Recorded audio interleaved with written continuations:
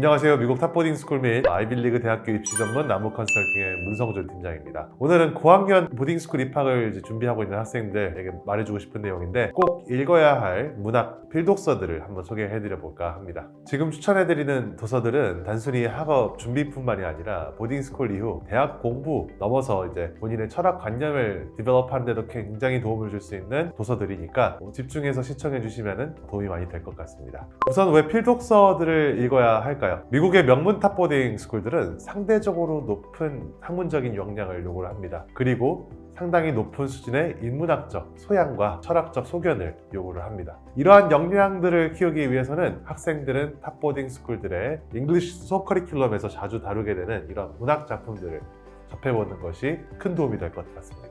이를 통해 어휘력, 그리고 크리티컬 띵킹, 비판적 사고와 그리고 독해력을 강화할 수 있고 철학적 소양과 소견들을 쌓을 수 있으니까 이제 탑보딩 스쿨을 재학 중이거나 준비를 하고 있는 학생들은 꼭 접해보면 좋겠습니다. 그럼 이제 traditionally speaking 고학년 필독서들에 대해서 하나씩 알아보겠습니다. 첫 번째는 고전 문학 필독서일 것 같은데 How to Kill a Mockingbird 이라고 하는 소설이죠. 이 작품은 미국 남부의 인종차별 문제를 다룬 고전 문학입니다. 학생들에게 정의와 그리고 윤리적 용기에 대한 깊은 인사이트를 퀘스천하게 하는 전개로 유명한 문학이고요. 학생들은 이 책에 나오는 인물들의 행동과 가치관들에 대해 분석을 하고 본인에 한번 대입을 해보면서 자신만의 또 비판적인 사고력을 기를 수 있게 기여를 한다고 잘 알려져 있습니다. 그리고 미국 역사에 대한 간접적인 이해도 갖출 수 있는 것은 덤입니다. 그리고 두 번째로는 미국의 대표적인 작가인 존 스타인백의 소설입니다. 이 작품은 학생들에게 인간관계, 도덕적 선택, 그리고 꿈의 본질에 대한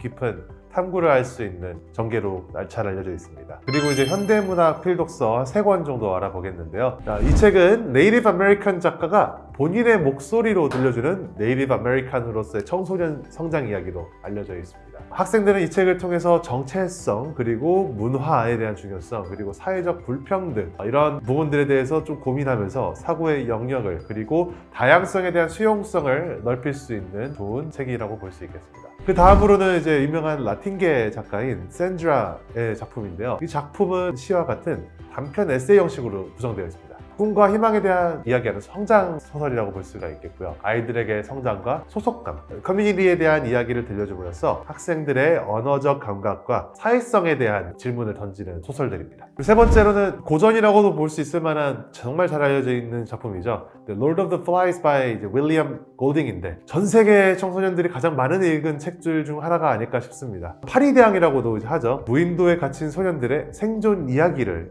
다루고 있습니다. 83년도에 이제 골딩이 노벨 수상을 하기 위해 크게 기여했다라고도 많이 얘기를 하는 이 파리대항이라는 책은 어린 소년들의 포류 이야기를 통해서 학생들로 하여금 인간의 본성과 사회적 질서 그리고 이것에 대한 비판적 사고를 함양하도록 하고 삶의 주체성에 대해서 경각심을 주게 하는 책입니다. 세 번째 분야로는 이제 넌픽션 필독서들 한번 다뤄보겠습니다. 해당 책은 남아프리카 공화국의 한 시대를 배경으로 한 자서전입니다. 한국어로는 태어난 게 범죄라는 제목으로 출판이 된 책인데 이 책은 학생들의 역사적 맥락에 대한 이해와 독해 능력을 동시에 높일 수가 있겠습니다. 그 다음으로는 인권 변호사인 스티븐슨이라는 작가가 쓴 책인데 본인이 한 흑인 사업가를 이제 변호하는 재판 과정을 그린 책입니다. 영화로도 제작된 책이고요. 학생들이 이 책을 통해서 미국의 형사 사법제도에 대해서 또 알아볼 수가 있고 정의와 공감에 대해서도 깊이 다뤄볼 수 있게 유도하는 책입니다. 마지막 분야로는 이제 포에트리입니다. 포에트리 하면 빼놓을 수 없는 사람이죠. 에밀리 디킨슨인데 미국의 대표적인 여성 작가이고 삶과 죽음, 자연, 그리고 사랑 등에 대한 철학적인 주제를 위트 있게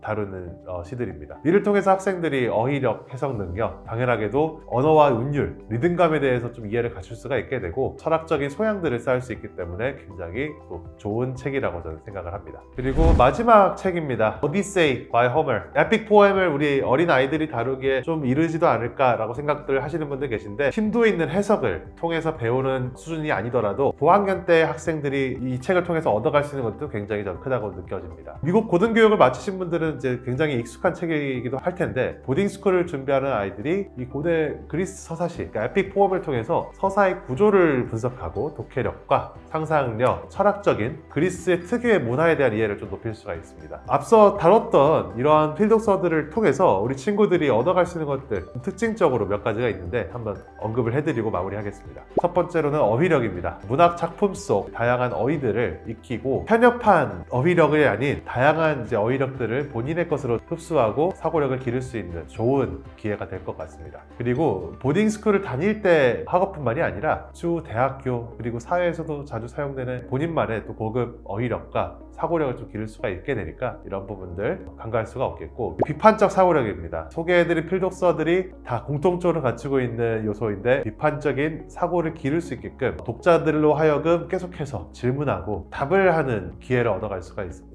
이러한 문학들의 메시지들을 분석을 하고 해석하고 비판적인 사고력을 훈련한다면 큰 역량 개발에 도움이 되겠죠. 세 번째로는 문화적인 이해입니다. 단순하게 미국의 문화가 아니라 전 세계에 대한 문화들을 이렇게 다양한 필독서들을 통해서 접하게 되면 학생들의 역사적, 문화적 맥락에 대한 이해도를 좀 키울 수가 있고 세계적인 관점, 넓은 시야를 갖출 수 있게끔 기여를 하게 됩니다.